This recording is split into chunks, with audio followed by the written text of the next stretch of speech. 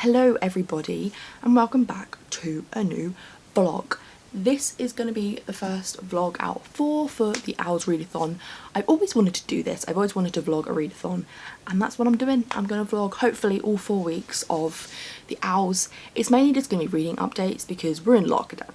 So it's not like I've got too much exciting stuff going on. Obviously my life right now is mainly essays and doing all that and uni work and staying inside. Obviously my life in general is not exciting, but obviously along with that I'm reading more. I should probably go through my TBR because I haven't done a TBR video. So I'm reading 5 books for the OWLS. The job that I'm going for is an aura and I don't really have any reason why I want to be an aura. Like I literally looked at all the other jobs and I was like, if I'm thinking about myself literally, would not want to do any of these, but then I realised I would never be an aura because I'm too scared.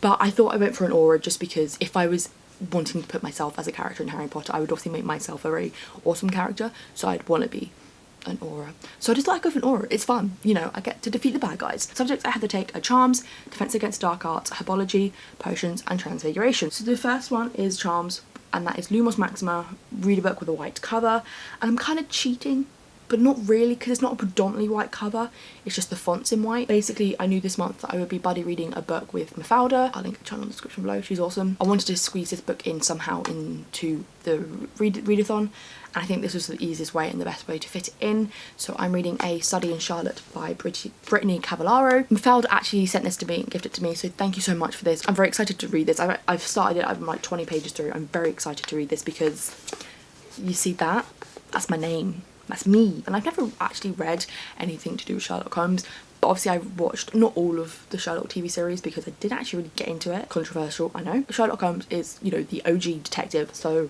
I'm very excited to see like a modern twist on it. The next one is Defense Against the Dark Arts and that is Grindylows, and that is to read a book that is set by the sea/coast. And I wasn't actually sure about a book that was set at the sea or coast that I own because obviously I haven't read any of them, so I don't actually know. So I had to go to the spreadsheet or just go to recommendations from people. So the book I will be reading is The Gentleman's Guide to Vice and Virtue by Mackenzie Lee. I've been meaning to read this for so long and I've had this book for a while now. So I've heard mixed things. I think I've heard majority good things, just a few mixed things maybe that came in after the second book came out because I don't think a lot of people like the second book. It's about this guy called Monty and he's going on this kind of like grand tour. Is gay, I know it's gay. So that's very exciting. The next one is Herbology, Mimbless Mimbletonia, and that is a book that starts with an M. Funny story, I'm not the only one because I have proof that I'm not the only one.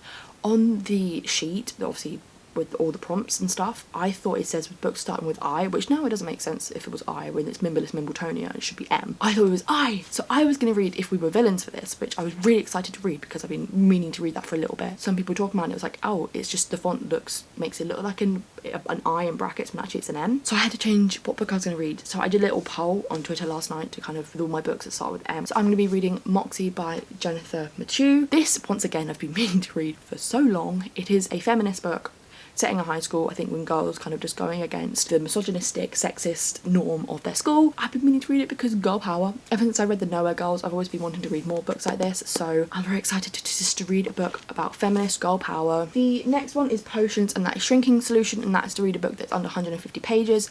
I don't have this book on me yet because I don't actually have a book on my TBR that is under 150 pages, so I had to order one. The book I'm reading is Binti by, I cannot remember the author's name and I apologise. I don't really know much about this book, but just a lot of people love it, and I didn't even know it was a short novella, but it is, and it's only like less than 100 pages, which is great. I know it's sci-fi and I think the main character is black, so I think it's POC rep. Again, I don't know much about it. We'll just have to see. You'll see probably later on in the other vlogs me reading it and what it's about. The next one is Transfiguration, and that is to read a book that includes shapeshifting. I'm really glad that I'm able to read this book. This is a sequel to a book that I read at the end of last year, and I've been meaning to get around to it because this book was released at the beginning of this year and I just haven't read it yet, and that is A Heart So Fierce and Broken by Bridget Kemmerer. Once again, I had to go by Rex for this because I wasn't sure of a book that involved shapeshifting. I should have obviously known from Curse of Dark and Lonely that this series has got shapeshifting in it. I'm very excited to pick it up because I did enjoy Curse of Dark and Lonely. Not like amazing, but I'm intrigued to see, you know, where it goes. So I am currently reading, or have only read, about 20 pages of A Study in Charlotte, and I'm a little bit out of focus, apologies. I'm enjoying it so far. It's British characters in an American school, so like Sherlock Holmes and Jamie Watson are in American school where they're British. I'm so far very intrigued, really intrigued to see where it goes and enjoying enjoying it a lot, even though I'm only 20 pages in. I think Charlotte's gonna be an amazing character. I think she's very ballsy, very like strong, so I'm really excited for that. And I think Jamie is just gonna be a sweetheart. And there was a scene when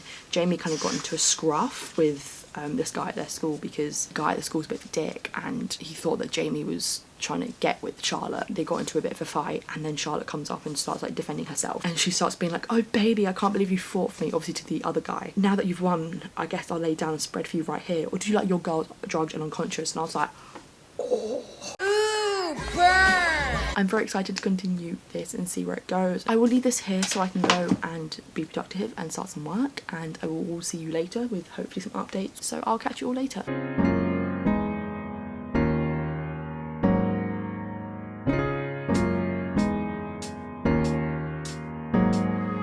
Hello everybody and welcome to day 2 of the OWLS Readathon. I'm currently just looking out at my cat, just chilling with another cat in the garden. It's quite cute, but then also I'm worried he's gonna get into a scrap. They're literally just staring at each other. The other one's just like looking down at him like, don't look at my cat like he's a peasant. It's just gonna be like another day like yesterday. We'll probably go on a walk today. I don't know if I'll do it with my mum or if I'll go by myself. Also, excuse my skin at the moment. It is that time of the month where my skin is really bad, especially around this area, but I'm hoping it'll clear up soon. I need to give an update on a study in Charlotte, and I am about 72 pages through. I read about 61 pages yesterday, and I've just read about 10 more pages this morning. I'm very much enjoying this book a lot. Charlotte and Jamie are finally kind of starting to be friends. What the premise of this book is, obviously, you know, it's a Sherlock Holmes retelling, and it's about kind of like the great grandchildren of Sherlock Holmes and John Watson. There is a murder that happens at the school. They are being framed for the murder, so they need to kind of prove that they haven't done it and also prove who has done it. So they're investigating it together. Charlotte kind of says to Jamie, oh, meet me in my science room. It's science room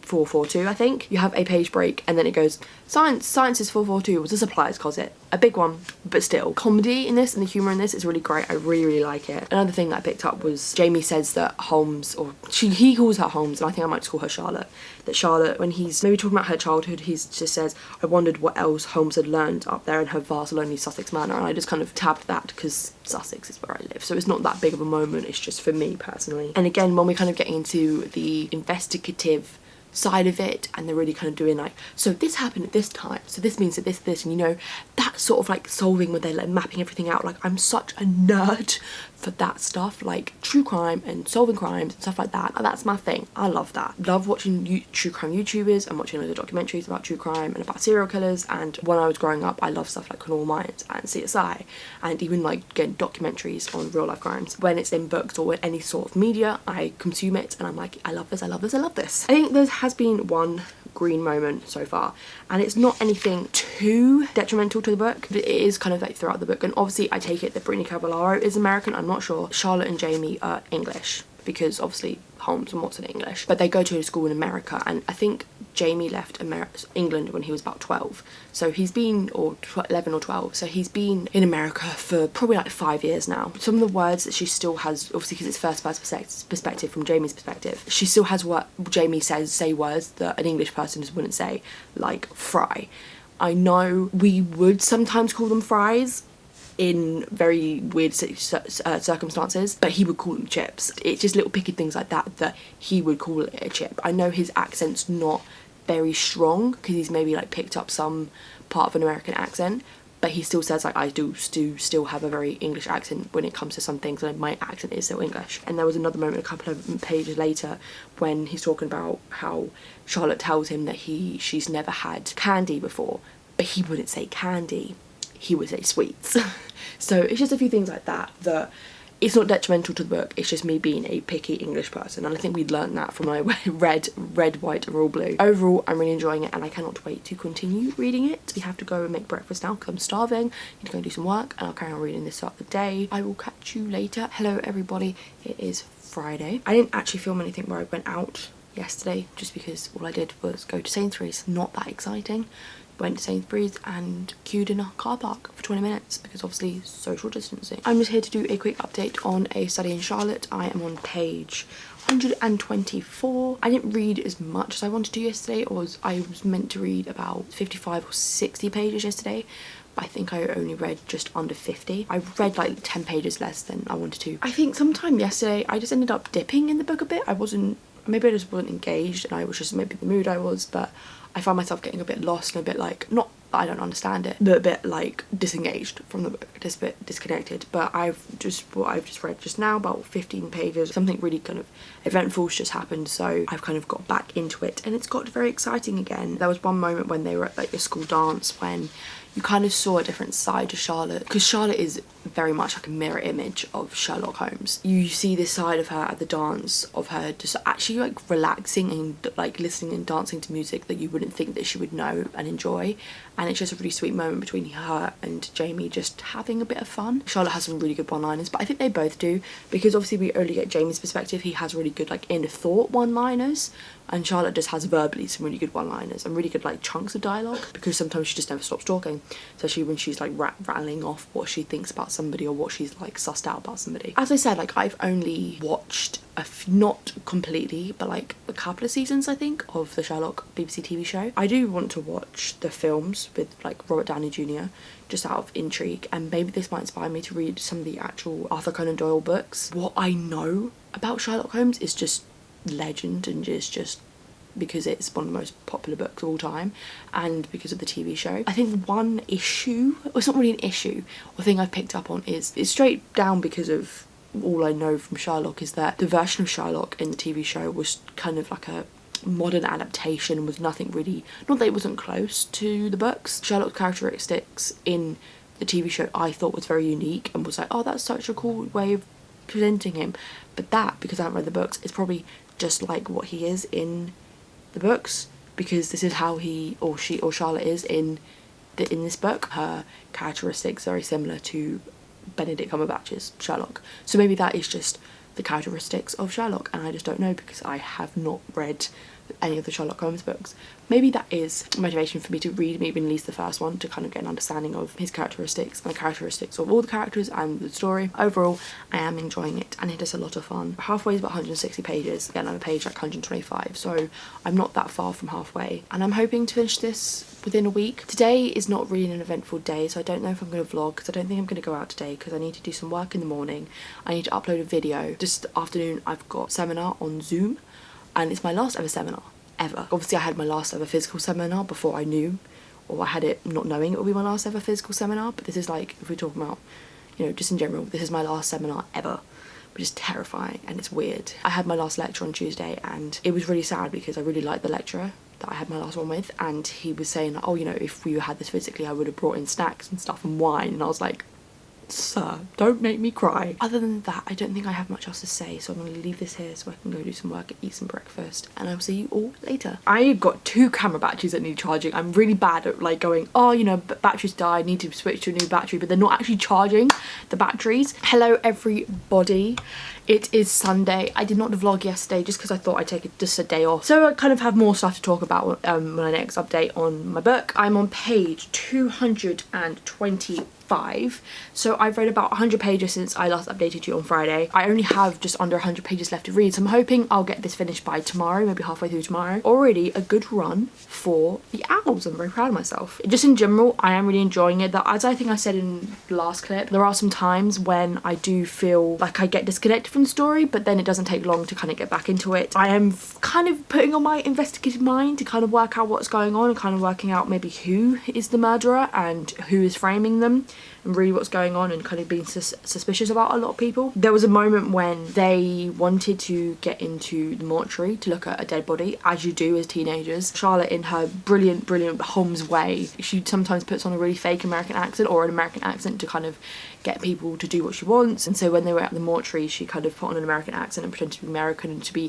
really interested in all this kind of sort of dead body stuff. They want to be able to see this dead body, but it's quite hard for a teenager to be able to like, hi, I'm here at a mortuary for to see a dead body. Like, they're not gonna be like, oh yes, right this way ma'am. She's just brilliant. She is just brilliant at getting people to do what she wants. She's mad, but she's brilliant. I haven't actually before tabbed any blue plot point moments, but I have started now as I've kind of remembered to, and getting nearer to the end of the book, kind of points where I'm like, might be sus about you, and there is one teacher in their school I'm a little bit sus about. I really do enjoy the relationship between Jamie and Charlotte, and I think I was talking about this with Mafalda. We were saying how we really both want them to get together. We don't know if they will, and I'm fine if they don't, because I think they'd be a really good friendship team, but we would not be mad. would not be mad if they got together. And there are some moments, some really great written moments between them where you really see the friendship or whatever forming, and sometimes there are moments when they fight and it is quite heartbreaking because they are a really good team and they have really good chemistry, and I really enjoy that. There was another moment when Jamie was talking with his roommate about somebody that his roommate knew. Just, I can't remember what the context was. I don't know why my mind went to maybe this guy that we don't actually know much about, I've only just found out about, is a bit sus and could be something to do with it. So it's just little moments throughout of that. I feel like I'm a bit annoyed that I didn't do it at the beginning of the book, or like the first half of the book, go through it and kind of really pick out things, go, oh, that could be important in terms of figuring out who this is, that, oh, that could be something, oh, that person's a bit sus. There was a moment when something really drastic happened, and there was just a brilliant moment and really sweet moment between Jamie and Charlotte, which really emphasised their relationship and their kind of love for each other, which, because it's from Jamie's perspective, we all know, and he knows that he really cares about Charlotte, but he doesn't know, and we don't really know if she cares about him, but I can assume as a reader, I think I do, we know that she cares about him. And there was a really like brilliant moment when you kind of see that, and you see this relationship that's been slowly building across all throughout this book, and it's just so sweet and they're so brilliant, and I love them so much. I think so far this book's going to be like a 4.25 out of 5 stars, but that is still great. I'm so glad I picked it up, very glad. I'm definitely going to continue on with the series unless something crazy happens at the end that I'm like, no, don't like that, and throw it out the window. I'm like, never again. I will 100% be picking up the next book. It says it's a trilogy, but I'm sure there's more than 3 books. I might be wrong. Maybe it was meant to be a trilogy and then they decided to expand it more. I'm going to leave this here so I can go and do a few productive things before I head out later with my mum, and hopefully I will remember to vlog that, and hopefully it's, if I don't, it's either I've forgotten or it's just not worth it. I will see you all later.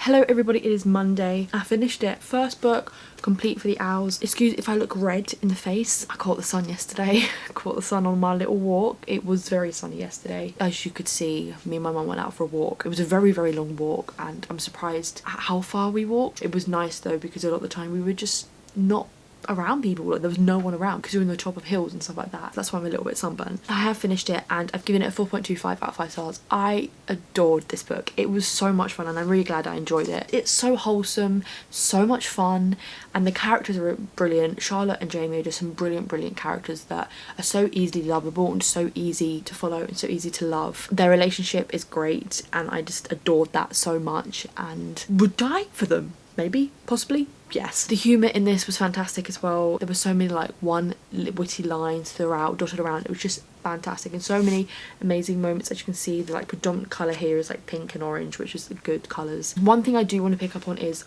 me and Mafalda, who obviously was buddy reading with this, we finished this literally around the same time and didn't even realise. She messaged me like 10 minutes before I'd finished mine and gone, I've just finished it, and I'm like, girl, same. And she sent me a book trailer that Epic Reads did for this book. You know when I said some of the things that Jamie says throughout are words that he wouldn't say because he's British and he's predominantly British.